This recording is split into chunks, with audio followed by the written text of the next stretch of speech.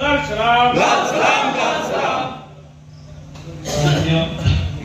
तो ऐसे सोच रहा था कि आप लोगों से थोड़ा मिल लूं और कुछ बातचीत हो जाए। ये बहुत औपचारिक मीटिंग तो है नहीं। एक तो चुनाव बिल्कुल सामने है और सबको पता है कि आज के इस दौर में हमें लड़ना है भारतीय जनता पार्टी से, जिसका एकमात्र काम है चुनाव लड़ना। देश का और कुछ नहीं करना है उनको, सिर्फ 365 दिन 24 घंटा चुनाव कैसे जीता जाए, कैसे लड़ा जाए, कैसे सत्ता पर काबू रहा जाए, इसी के लिए हर तरह का जुगाड़ बैठाना, अतिक्रमण करना, पूरी सत्ता का दुरुपयोग करना, यही इसका काम है। और इसीलिए हम सभी लोग सबसे पहले इस बात को समझते हैं कि चुनाव को बहुत ही गंभीरता से लेना है। और हालांकि निशा के हमारे सभी साथियों के मन में ये भरोसा है, सबका ये कॉन्फिडेंस है इस बात का, चुनाव हम लोग जीत रहे हैं बिल्कुल। लेकिन चुनाव जब तक वो जीत का सर्टिफिकेट हाथ में ना आ जाए तब तक जीत हम उसको पक्की जीत नहीं मानेंगे। तो पक्की जीत इससे पहले जो है वो संभावना है, वो कच्ची जीत है, लेकिन कच्ची जीत को पक्की बनाने के लिए एकदम जीत का सर्टिफिकेट हाथ में आए तभी जाकर के हम लोग रिस्क लेंगे। तब तक हम लोग अभी हमारे सामने हरियाणा चुनाव का उदाहरण है। हरियाणा चुनाव जिसको हम सब लोग मान रहे थे कि बिल्कुल जीता हुआ चुनाव है। जोगेंद्र यादव तक बोल रहे थे कि हवा तो है ही, अब आंधी है कि सुनामी है वो देखना है, लेकिन चुनाव परिणाम कुछ और भेजा, जहाँ दिनेश भुगत जैसे इतने चर्चित लोकप्रिय उम्मीदवार को भी बड़े मुश्किल से 5-6 हजार वोट से जीत पाए। इसीलिए ये चुनाव आप देख रहे हैं कि पूरा मोदी कैबिनेट आया हुआ है, जोगी जी आके यहाँ लोग गुमराह कर रहे हैं, हेमंत बिश्व शर्मा आके लगे हुए हैं। इसलिए इस लड़ाई को हमारे तमाम साथी गंभीरता से बिल्कुल देंगे और जो भी बचा हुआ समय है इस समय को बिल्कुल अपनी पूरी मेहनत करके हम लोग इस जंग को जीतेंगे। तो सबसे पहले तो ये बात मुझे कहनी थी। दूसरी बात है कि इस समय जो चुनाव का हमारा एजेंडा है जिसको लेकर के हम लोग लड़ रहे हैं, वो भारतीय जनता पार्टी जो झारखंड जीतना चाहती है। क्यों जीतना चाहती है? तो झारखंड से बीजेपी का कोई लगाव नहीं है, वहां सब लोग जानते हैं। झारखंड जब अलग राज्य बना, यहाँ तक कि झारखंड नाम भी लोग नहीं चाहते, पूर्वांचल की बात करते हैं। तो बहुत लड़ करके यहाँ में झारखंड हासिल करा। तो झारखंड से उनका लगाव सिर्फ इस वजह से है कि झारखंड में बहुत प्राकृतिक संसाधन है, खनिज संपदा है, और छत्तीसगढ़ और उड़ीसा के बाद अगर झारखंड में भी कब्जा हो जाए तो आजादी का त्रिकोण पूरा हो जाए।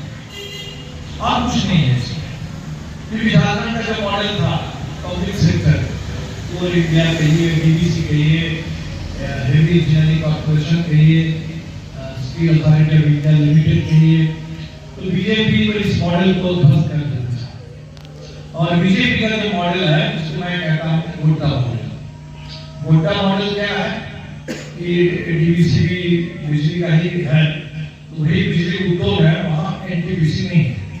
वहाँ जो कोयला गोड्डा में और बिजली बनाने के लिए जो कोयला जलाया जाता है वो झारखंड का कोयला नहीं है, वो हिंदुस्तान का ही कोयला नहीं है, वो ऑस्ट्रेलिया से आता है, वो अदानी का कोयला है। जो खदान भी मोदी जी ने ही ऑस्ट्रेलिया से बात करके दिलवाया है अदानी। तो कोयला जो वहां से मंगाया जाता है वो बड़ा महंगा है, तो कोयला लाने में भी अदानी का मुनाफा है।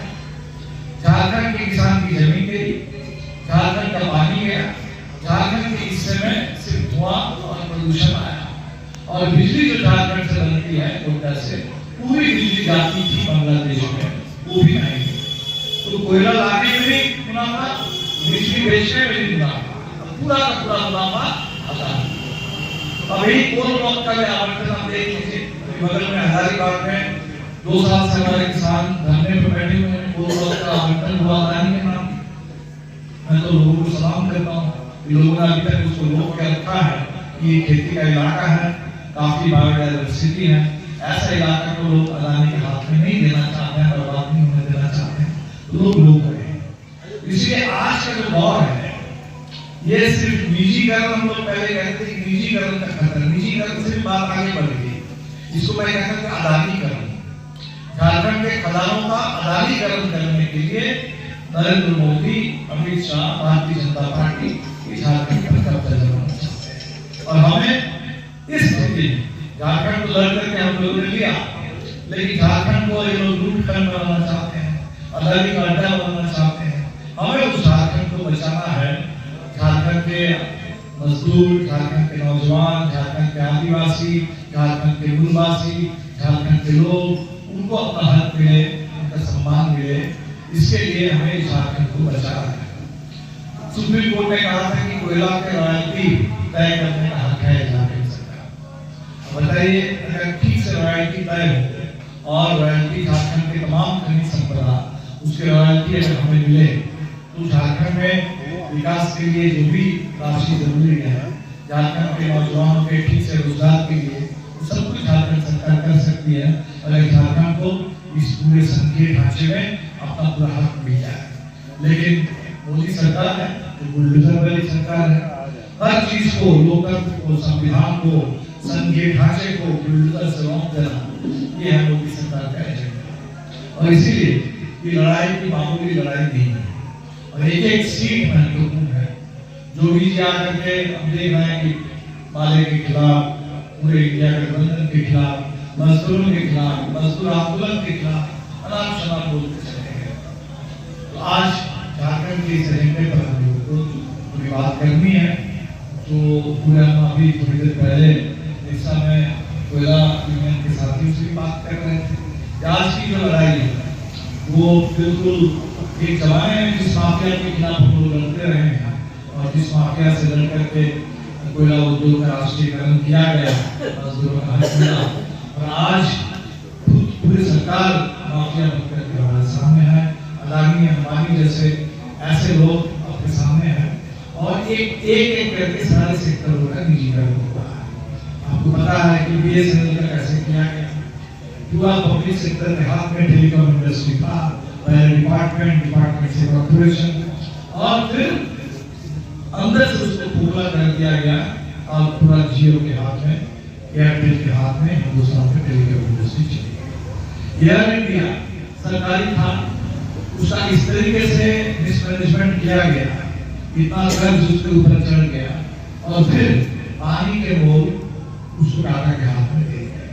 तो जैसे एयर इंडिया चला गया, जैसे बीएसएनएल चला गया, वैसे ही एक समय आएगा अचानक कि कोल इंडिया चला गया, स्टील अथॉरिटी ऑफ इंडिया चला गया, पूरा बिजली उद्योग भी पूरी तरह से एनर्जी इकोनॉमी, एनर्जी सेक्टर सब अदानी के हाथ में चला गया। इसके खिलाफ बड़ी लड़ाई है। ये सिर्फ हमारे रोजमर्रा की जो आर्थिक अधिकार के लिए, सुविधा के लिए, मैनेजमेंट के खिलाफ जो हम लोग लड़ते रहते हैं, वो लड़ाई तो जारी है, रहेगी, लेकिन उससे भी बड़ी लड़ाई इस पूरे सेक्टर को बचाना और निजीकरण, अदानीकरण को रोकना ये जरूरी है। और इस पूरे काम को करने के लिए जो बीजेपी का एक तरीके से उसके पास बहुत सोची समझी एक रणनीति है, वो अंग्रेजों से सीखा। अंग्रेज भी इस तरीके से राज करते थे देश में, फूट डालो और राज करो, तो फूट डालो और राज करो। ये जो नारा भी कभी कहता है कि बटोगे तो बटोगे, कभी कहता है कि एक है तो सिर्फ है। ये तो हिंदुस्तान के किसान, मजदूर, इस देश के पूरे विविधता के बीच में एकता है इस देश में। तो संविधान ने तो कहा कि हिंदुस्तान अलग अलग भाषा, अलग अलग धर्म, अलग अलग रीति रिवाज, अलग अलग रहन सहन के तौर तरीके, कोई मांसाहारी है, कोई शाकाहारी है, सब मिलकर के हिंदुस्तान बनता है। तो सब कुछ विविधता को लेकर के हम एक है, और ये एक रहना ये तो पूरा आजादी का आंदोलन से हमने सीखा। और भारतीय जनता पार्टी तो वो पार्टी है जो इस एक को लगातार तोड़ने की पूरी कोशिश कर रही है, लगातार इस एक को कैसे बांटा जाए। तो ये बांटने का काम भी और काटने का काम, ये दोनों काम तो भारतीय जनता पार्टी में नहीं होता है। और आज आकर के जो बोल रहे हैं, तो इस समय ये लोग जिस तरह से नफरत की भाषा बोल रहे हैं, हेमंत बिश्व शर्मा जो पूरे असम के लोग कहते हैं कि भाई वहाँ बांग्लादेशी की बात होती थी, उसके लिए एनआरसी बना, और एनआरसी जब बना तो पता चला कि 20 लाख लोग जो हिंदुस्तान के लोग हैं, अलग अलग राज्य से गए हुए लोग हैं, वो नागरिकता सूची से बांग्लादेशी बोल रहे हैं। अभी हम पश्चिम बंगाल में थे, बंगाल में भी 6 सितंबर का उपचुनाव हुआ। बंगाल के लोग रहे हुए हैं कि जब जब ये बांग्लादेशी कह करके ये हुआ खड़ा किया जाता है, तो बांग्लादेशी और बांग्ला भाषी में क्या अंतर है? तो बंगाल के मजदूर जहाँ भी काम करते हैं उनके ऊपर हमला हो जाता है, ये हुआ खड़ा होता है। और बंगाल के मजदूर चाहे हिंदू हो चाहे मुस्लिम हो, बांग्ला भाषी, वो उनके जान खतरे में आ जाते हैं। जब जब हम देखते हैं कि महाराष्ट्र में हमला हो जाता है कभी हिंदी भाषी पर, तो हमारे झारखंड के मजदूर, बिहार के मजदूर, उत्तर प्रदेश के मजदूर वो परेशान हो जाते हैं, छात्र परेशान हो जाते हैं। तो इस देश में भाषा के आधार पर, धर्म के आधार पर ये विभाजन की नफरत की जो राजनीति है वो सबके लिए खतरा, सबके लिए, किसी के लिए नहीं, सबके लिए इसको निशाना बनाया जा रहा है, उसके लिए भी और कल आपके लिए भी, सबके लिए खतरनाक है। और इसीलिए झारखंड में हमें बिल्कुल तय करना है कि झारखंड जैसा प्रदेश जहाँ इतनी विविधता है, इतनी विविधता है, आदिवासी के बीच में सरना धर्म मानने वाले भी हैं, ईसाई को मानने वाले भी हैं, हिंदू भी है, मुस्लिम भी है, तो सिख भी अच्छी संख्या में है। तो झारखंड इस विविधता का नाम है। और इस झारखंड में अगर कोई आकर यहाँ नफरत की खेती करे, बांग्लादेशी बोल करके, इसका मतलब वो झारखंड को बर्बाद करना चाहिए। बहुत सीधी बात है। लोग तो पूछ रहे हैं कि भाई अगर हिंदुस्तान की जो सीमा है, उस सीमा का अतिक्रमण करके अगर कहीं से भी कोई गैर कानूनी ढंग से हमारे देश में अगर प्रवेश कर रहा है, तो सीमा सुरक्षा का काम किसका है? Central government. सीमा सुरक्षा बल, बॉर्डर सिक्योरिटी फोर्स है, इसके मातहत है, अमित शाह के मातहत। तो अगर कहीं अतिक्रमण हो रहा है, कोई घुस रहे हैं, तो उसका जवाब तो मोदी जी को देना है। 11 साल से आपकी सरकार चलती है, तो जवाब देने के बजाय पूरे देश के सामने अपनी नाकामी, उसके लिए माफी मांगने के बजाय आप आके अपने झूठे आरोप लगाते हैं। और ये जो पूरे आरोप लगाते हैं, पूरे जिस तरह से हेमंत विश्व शर्मा बात कर रहे हैं, बिल्कुल सीधा रहेगा कि झारखंड के अंदर बस लोगों के बीच में ही नफरत, विभाजन, हिंसा का माहौल बने, और तब उनका काम आसान हो जाएगा कि लूटो जाते आगामी का अड्डा बना दो, क्योंकि लोग अपने हक के बारे में सोचेंगे नहीं, एक दूसरे के खिलाफ लड़ेंगे। आराम से अंग्रेज यही करते, ईस्ट इंडिया कंपनी का राज था, फिर अंग्रेजों का पूरा राज आया और पूरे देश में लूटो, फूट डालो और राज करो और देश को लूटो। ये अंग्रेजों ने 200 साल किया, उसी रास्ते पर ही चल। आप देख रहे हैं कि कल सुप्रीम कोर्ट का एक बड़ा अच्छा फैसला है। सुप्रीम कोर्ट ने ये जो आज जोगी जी आए थे, ये लोग कहते हैं बुलडोजर बाबा, इनके शिवराज सिंह चौहान आते हैं, उनको कहते हैं बुलडोजर बाबा है। तो झारखंड में बुलडोजर राज होना चाहते हैं। ये बुलडोजर राज सुप्रीम कोर्ट ने कह दिया कि बुलडोजर राज पूरी तरह से संविधान के खिलाफ है। अगर मान लीजिए वो कहते हैं कि हम अपराधियों के खिलाफ बुलडोजर चला रहे हैं, तो आपको कैसे मालूम कौन अपराधी है? किसी पर कोई अगर आरोप लगा तो आरोप तय करने का काम कोर्ट का है। कोर्ट तय करेगा कि कोई अपराधी है या नहीं है, कोर्ट सजा सुनाएगा।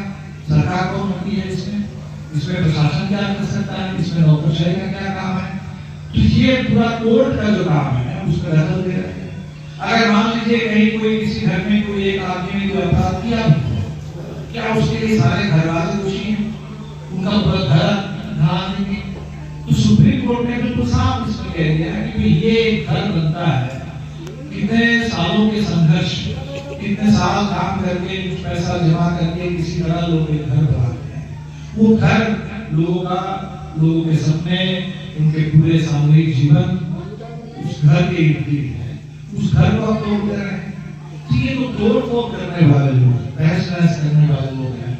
ये तो इनको बनाना नहीं आता है, इनको सिर्फ तोड़ना, हर चीज को बर्बाद करना आता है। और इसीलिए आज इस बुलडोजर राज को सुप्रीम कोर्ट ने कल खारिज किया।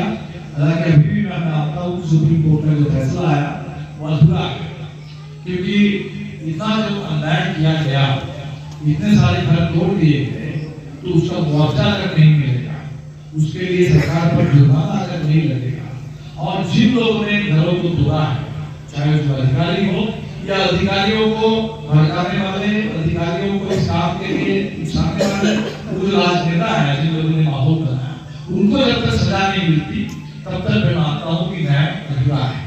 अभी तक सुप्रीम कोर्ट ने 140 जो संविधान की धारा है उसके तहत पूरा नियम कायदे कानून बना दिए हैं कि आगे से कोई किसी घर को तोड़ना हो, बुलडोजर चलाना हो तो इस नियम के मुताबिक काम करना अच्छी बात है। लेकिन अभी तक जितना हुआ है उसके लिए तो न्याय होना चाहिए।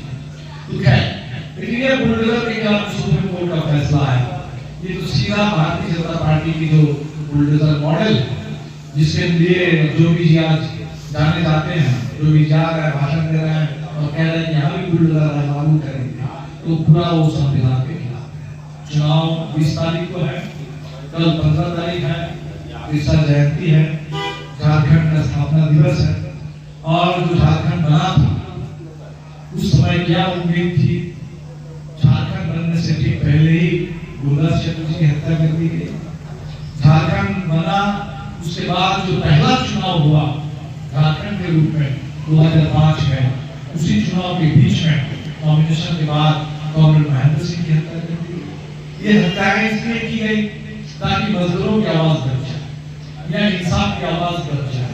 यहाँ के गरीब, यहाँ के आदिवासी, यहाँ के मजदूर, यहाँ के गरीब कमजोर लोगों के लिए आवाज उठाना बंद हो गया। और पिछले 24-25 साल में ज्यादा समय भारतीय जनता पार्टी में राज चला है और पूरे झारखंड में इसी तरीके से एक दहशत, आतंक उसका राज स्थापित करने की पूरी कोशिश है। तो आज कल हम झारखंड के स्थापना दिवस मनाएंगे। 24 साल और 24 साल में एक बच्चा पैदा होने के बाद बिल्कुल एक जवानी में आ जाता है। हालांकि आज तो टीवी का जमाना ला दिया है, 22 साल में रिटायरमेंट हुआ है। 22 साल में जब लोग पक्की नौकरी के बारे में सोचते हैं, शादी करने के बारे में, अपने परिवार बसाने के बारे में सोचते हैं, भविष्य के बारे में सोचते हैं, मोदी जी के राज में उस समय सेना से 22 साल में 21 साल में रिटायर करा के घर भेज देते। झारखंड को भी ये 24 साल में जिस तरह से लूटा गया, इस लूट को रोकना है।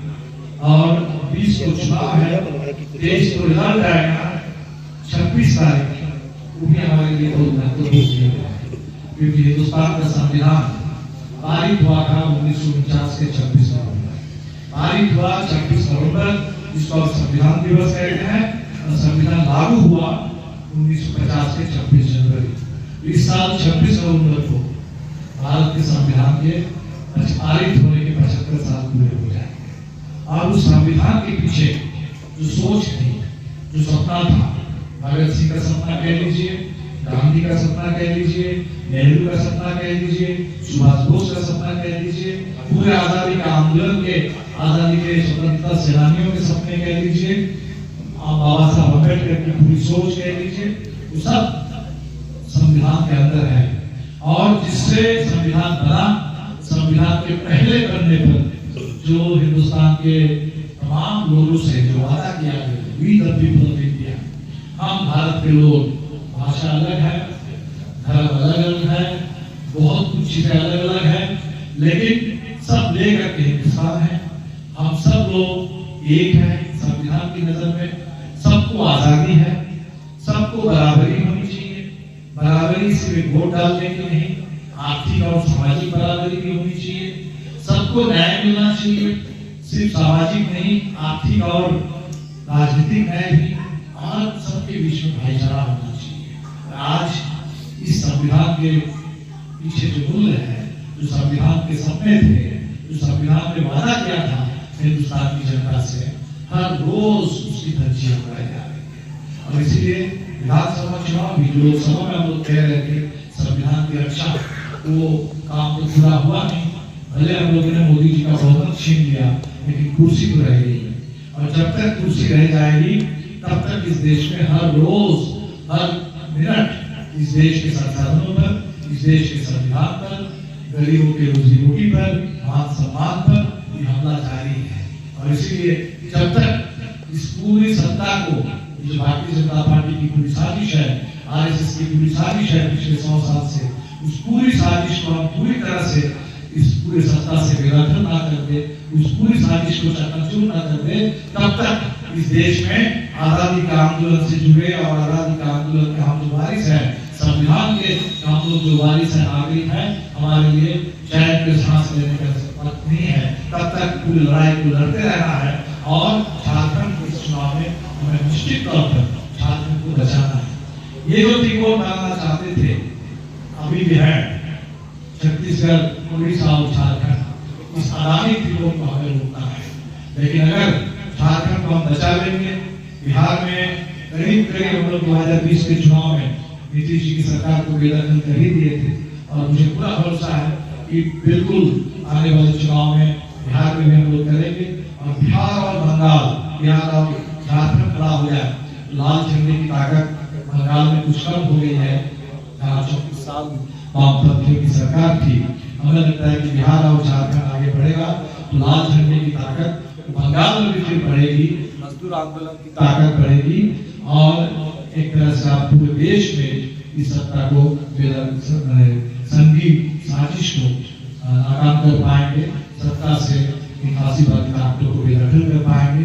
तो बहुत ही महत्वपूर्ण चुनाव आपके सामने है और हमारी मेहनत इसी पर सब कुछ है। तो जनता के अंदर आकांक्षा है, जनता बिल्कुल चाहती है। हमने देखा पिछले 5 साल में जो सरकार चली, सरकार को तो ये लोग चाहते नहीं थे कि सरकार चले, बेदखल करने की कितनी साजिश की गई।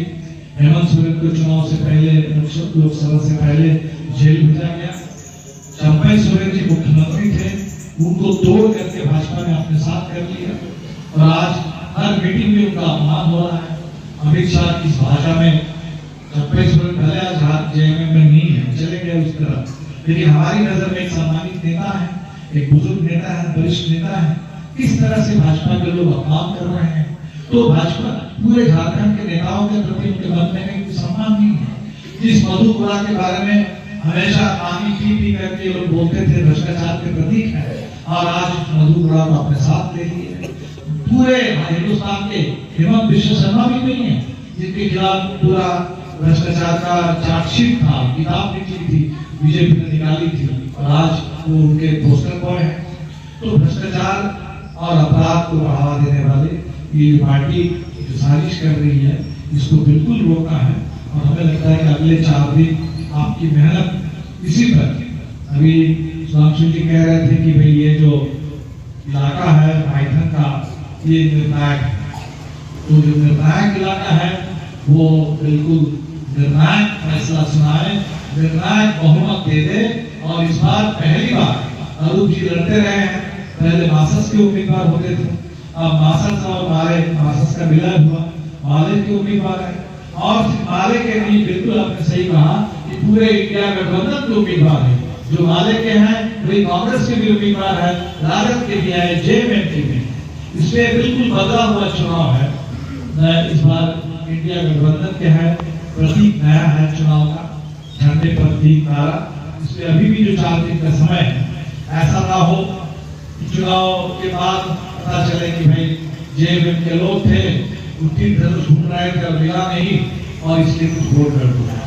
हमारे कांग्रेस के कोई साथी हैं जो हाथ छाप ढूंढ रहे हैं और वो बच्चा छाप दिखा नहीं तो वोट गड़बड़ हुआ, राजद के लालटेन वहां दिखा नहीं, इसके चलते वोट में कहीं कोई गड़बड़ी हुई। इस तरीके की कहीं कोई कमी नहीं रहनी चाहिए।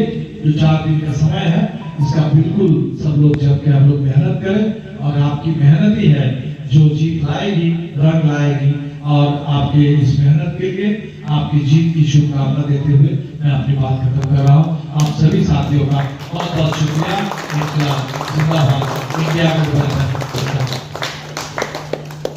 इनकलाब जिंदाबाद, इनकलाब जिंदाबाद।